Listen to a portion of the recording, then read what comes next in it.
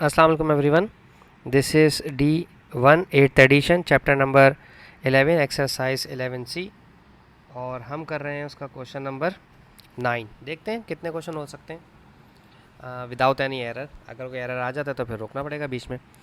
कहते हैं the ratio, question number 9 हमारे पास है। कह रहे हैं the ratio of an interior angle to an exterior angle of an N sided regular polygon is 13:2। Find the value of an exterior angle. Interior angle का दिया हुआ है एक्सटीरियर एंगल के साथ। इसका मतलब ये हुआ कि एक शेप है हमारे पास इस तरह से, ठीक है, और यहाँ पर ये वाला जो है ये हमारा इंटीरियर एंगल है, ठीक है।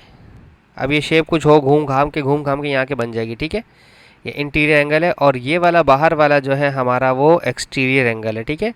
ये बात आपको याद रहनी चाहिए कि जब इंटीरियर एंगल एक्सटीरियर एंगल जब मिलते हैं, जब भी इंटीरियर एंगल और एक्सटीरियर एंगल मिलता है तो वहाँ पर हमेशा 180 डिग्री बनता है, क्योंकि दोनों सप्लीमेंट एंगल होते हैं, ठीक है। ये चीज़ तो मैंने समझाई। अच्छा, अब वो कह रहे हैं 13:2 मिल करके इंटीरियर और एक्सटीरियर मिलकर एन साइडेड रेगुलर पॉलीगॉन है, तो इसका मतलब इंटीरियर एंगल की जो बात है तो हम इसको लिखेंगे 3x प्लस, क्योंकि यहाँ 13 है सो 13 लिखेंगे, सॉरी 13x प्लस ये एक्सटीरियर एंगल है 2x, तो आप लिखेंगे 2x। 2 है, x आपने अपनी मर्जी से लिया, ठीक है, is equals to 180 degree. 13 plus 2 हो जाएगा 15x is equals to 180 degree. 15 multiply कर रहा है, राइट हैंड साइड पे जाकर डिवाइड करवाएगा, 180 डिग्री डिवाइडेड बाय 15, तो x इज इक्वल्स टू 15 का 180 से डिवाइड करवा दें, सॉरी 180 को 15 से डिवाइड करवा दें। चाहे तो मैनुअली कर लें, चाहे तो कैलकुलेटर से कर लें। कुछ स्कूल्स में कैलकुलेटर अलाउ होता है, कुछ में नहीं होता, तो हम टाइम सेव करने के लिए मैनुअली करके दिखा रहे हैं। ये है कंप्लीट हो रहा है 12 पर, ठीक है। 15 डिवाइडेड बाय 12 180 डिग्री आ रहा है, तो x हमारे पास आ गया है 12। अभी हमारे पास आंसर नहीं आया, ठीक है, ये x आया है हमारे पास। उन्होंने पूछा कि find the value of an N sided regular polygon. N sided मतलब हमें साइड्स मालूम करनी, और ये हमारे पास आ रहा है डिग्री, ठीक है। अच्छा, अब एक काम कर लेते हैं। हमारे पास था इंटीरियर एंगल, ठीक है, जो कि हमने लिया था 13x, और एक्सटीरियर एंगल जो कि हमने लिया था 2x। 13x का मतलब 13 को 12 से मल्टीप्लाई करवा दें या 2 को 12 से मल्टीप्लाई करवा दें, ठीक है। 2 को 12 से मल्टीप्लाई करवाए तो 24 आ गया, 24 डिग्री। अब अगर आपको पीछे वाले क्वेश्चंस याद हों तो हमने आपको एक फार्मूला सिखाया था एक्सटीरियर एंगल का। एक्सटीरियर एंगल का हमने एक फार्मूला सिखाया था 360 डिवाइडेड बाय, अगर यहाँ पर आप एंगल ले लेते हो, ठीक है, तो यहाँ पर लेफ्ट हैंड साइड पर नंबर ऑफ साइड्स आ जाएंगी, ठीक है। तो 360 डिग्री को अगर आप 24 से डिवाइड करवाते हो, ठीक है, मैं रिड्यूस कर रहा हूँ 2 के टेबल से। 2 1 ज़ा 2, 2 8 ज़ा 16, 0 का 0, 2 12 ज़ा 24, 2 9 ज़ा 18, 0 का 0, 2 6 ज़ा 12, 2 45 ज़ा 90, 2 3 ज़ा 6। अब 3 से रिड्यूस करूँगा, 3 1 ज़ा 3, 3 5 ज़ा 15, तो दैट मीन्स 15 साइडेड पॉलीगॉन है हमारे पास, ठीक है ना। जो एन है हमारे पास वो 15 साइडेड पॉलीगॉन है, यही उन्होंने हमें पूछने के लिए या फाइंड आउट करने के लिए कहा था। अब इट ऑल डिपेंड्स कि अगर कोई कहे कि सर आप इंटीरियर एंगल से निकाल लेते हैं, इंटीरियर एंगल का फॉर्मूला यूज़ कर लेते हैं n-2 मल्टीप्लाई बाय 180 डिग्री वाला अपॉन n, ये भी यूज़ कर सकते थे, लेकिन जब आपको एक्सटीरियर दे दिया है तो ये छोटे से फॉर्मूले की तरफ जाएँ, ये ज़्यादा आपकी हेल्प कर पाएगा, ठीक है ना, बजाय इसके कि आप इंटीरियर की तरफ जाएँ। इंटीरियर हमारी मदद करता है, बिल्कुल करता है, ऐसा नहीं है कि कभी नहीं करता। अच्छा, अब 10 की तरफ आ जाते हैं। ओके, क्वेश्चन नंबर 10 में क्या कह रहे हैं।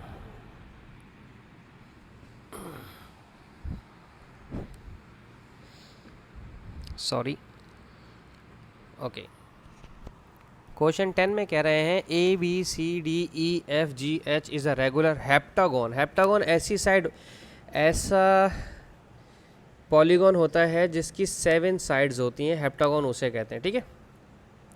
मुझसे यकीनन मुझसे नहीं बनेगा, फिर भी मैं बनाने की कोशिश करता हूँ। ABCDEF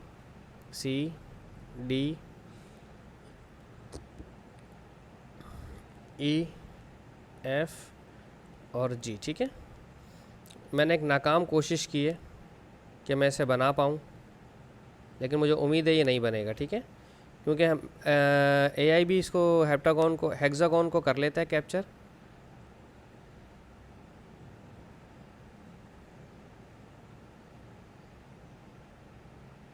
ठीक है, वैसे रफली सा मैंने बना दिया है। और ये रेगुलर हेप्टागोन है, इसका मतलब इसकी सारी साइड जो सारे एंगल पे बराबर है। If A B and D C okay are produce to meet at H. Okay, यहाँ से ए से बी एक लाइन लेके जाएं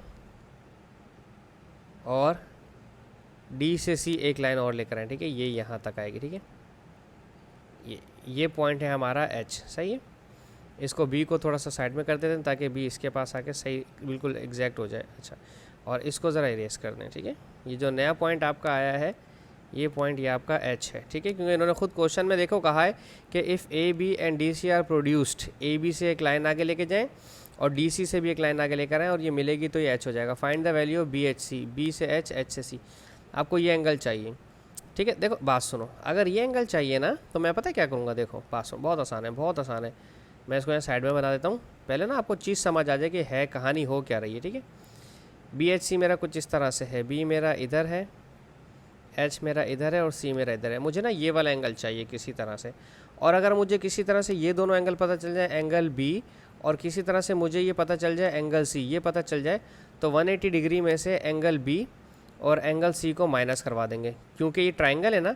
और आप जानते हो ट्राइंगल के अंदर क्या होता है, ट्राइंगल के अंदर दो एंगल्स 180 से माइनस हो जाए तो तीसरा खुद ही आ जाता है, क्योंकि angle B plus angle C plus angle H, ये तीन एंगल है 180 डिग्री होते हैं ट्राइंगल के अंदर। ठीक है, अब आ जाओ इस सवाल की तरफ, वापस इस शेप पर आ जाओ। ठीक है, इस शेप के ऊपर दोबारा आते हैं। ठीक है, अभी कितनी साइड्स हैं, 1 2 3 4 5 6 7, 7 साइड्स हैं। ठीक है, 7 साइडेड पॉलीगॉन। ठीक है, ठीक है, तो हमें सम ऑफ इंटीरियर एंगल चाहिए पहले। ठीक है, सम ऑफ इंटीरियर एंगल, उसका फार्मूला क्या होता है, सम ऑफ इंटीरियर एंगल का फार्मूला होता है n-2 मल्टीप्लाई बाय 180 डिग्री। ठीक है, सम ऑफ इंटीरियर एंगल को मैं इस तरह से लिख रहा हूँ। ठीक है, एंगल एस। ठीक है, परेशान नहीं होइएगा कि क्या है ये, बस आप सम ऑफ इंटीरियर एंगल समझ लीजिए। n की जगह लिखूँगा 7, 7 - 2 मल्टीप्लाई बाय 180 डिग्री, 7 - 2 हो जाएगा 5, 5 मल्टीप्लाई बाय 180 डिग्री, तो कितना हो जाएगा, 5 0 0, 5 8 40, 40 का 1 940 हो जाएगा हमारे पास आंसर, 5 8 40 900 डिग्री। ठीक है, ये आ गया 900 डिग्री इन सब का, इस सब का 900 डिग्री आ गया, इसका भी, इसका भी, इसका भी सम, इसका भी सम, इसका भी, इसका भी, इसका भी, ये सारे मिलकर 900 डिग्री आए हैं। तो अब सिंगल एंगल निकाल लेते हैं। ठीक है, सिंगल एंगल निकालते हैं, उसका फार्मूला क्या होगा, 900 को डिवाइड करवा दो 7 से। ठीक है, 900 डिवाइड बाय 7 कितना आता है, ओह ये तो डेसिमल में आएगा, 128.57, तो 128.6 मैं बता रहा हूँ, 128.57, ये 7 इस 5 को राउंड ऑफ करके 6 कर देगा। ठीक है, 128.6 डिग्री। ठीक है, हम यहाँ लिख देंगे 1 डेसिमल प्लेस कि हमने इसको 1 डेसिमल प्लेस पे राउंड ऑफ किया है। ठीक है, ये बताना ज़रूरी होता है। ठीक है, अच्छा अब आ जाते हैं इस तरफ, वापस आते हैं इस शेप के अंदर।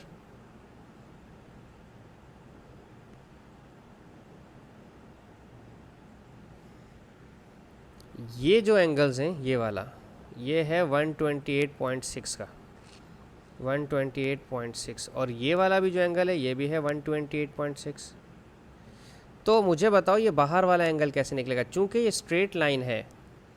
सही है, ये स्ट्रेट लाइन है, तो स्ट्रेट लाइन में से 180 में से इसको माइनस करोगे तो ये आ जाएगा खुद ही। ठीक है, सो अब आप 180 डिग्री में से पहले इसको माइनस कर दो 128.6 को। अच्छा, कुछ बच्चों को डेसिमल्स में सब्ट्रैक्ट करने में बहुत दिक्कत होती है, तो मैं उनको समझा रहा हूँ, उनके लिए समझा रहा हूँ। 128.6 यहाँ पर आएगा और पॉइंट यहाँ पर 0 आ जाएगा। ठीक है, माइनस करें, ये 8 7 हो जाएगा और इस 0 को 10 कर देगा, ये 10 9 हो जाएगा और इस 0 को 10 कर देगा।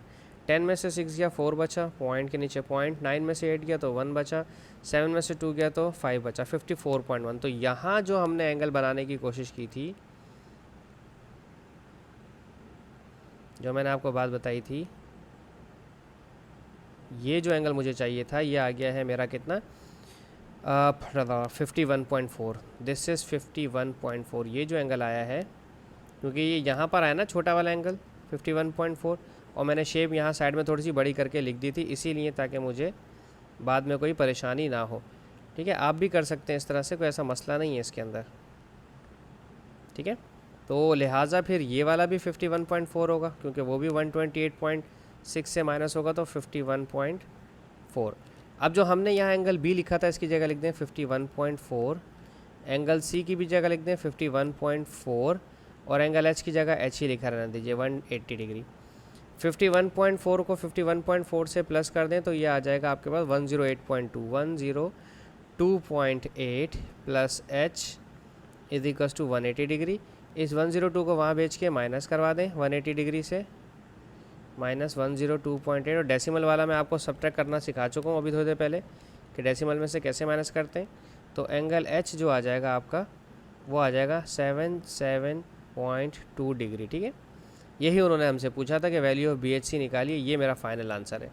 ठीक है जी, तो होप सो मैं आपको समझाने में कामयाब रहूँगा। बहुत डिटेल में मैंने समझाया है, काफ़ी रिक्वेस्ट आई थी कि सर डिटेल में समझाया करें थोड़ा सा। होप सो मैं आपको समझाने में कामयाब रहूँ। Thank you so much for watching my channel. अल्लाह हाफिज़।